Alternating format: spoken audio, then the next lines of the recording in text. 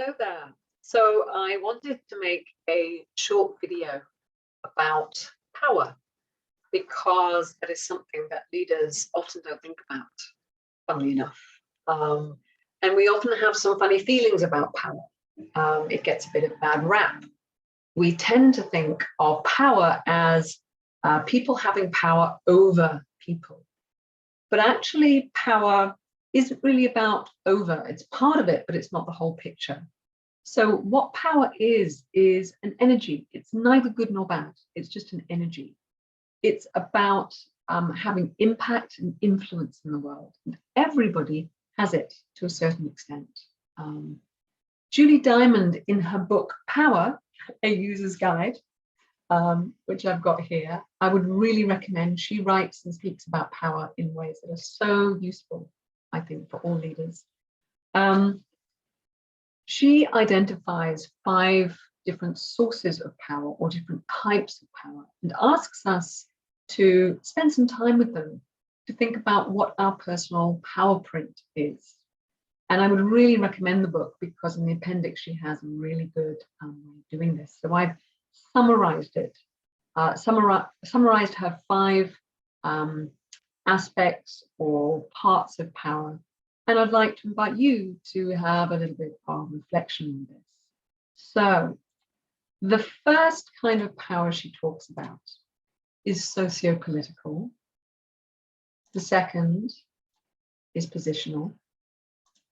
The third, informal. The fourth, historical. And the 5th, personal.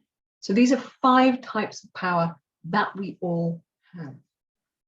And these are the kind of inquiries that we might have to explore a little bit more about where we are with each of these 5 types of power and how we hold them and wield them.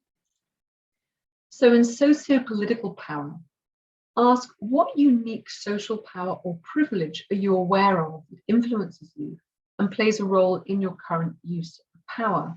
So for instance, your education, age, gender, ethnicity, or any other areas that give you access to power. The second is positional power. So what status does your role give you?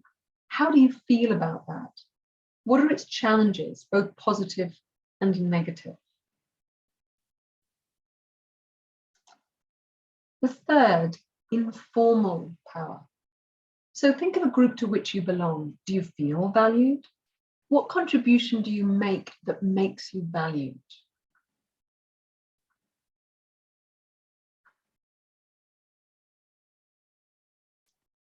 Fourth, historical power. So what challenges did you face as a child that left you feeling afraid and vulnerable? What were the gifts of your childhood?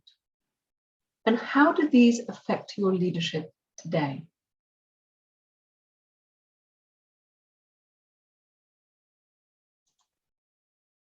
And the 5th is personal. How do you get by in the world? What are your inner resources and strengths which don't depend on context or upon others?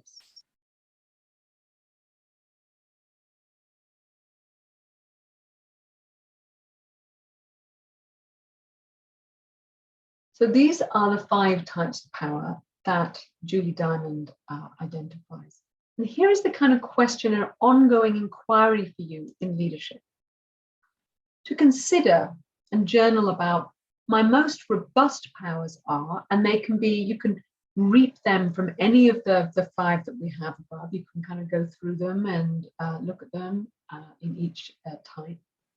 Some areas where I feel less powerful or resourced are what? A power I have but often forget and take for granted and that others can see is what? And as I was saying, it's really important to be aware of your power as power to influence and have impact. So ask for feedback on that and notice the feedback that you're getting all the time on what your power is. I hope you find this useful. Take care. Bye-bye.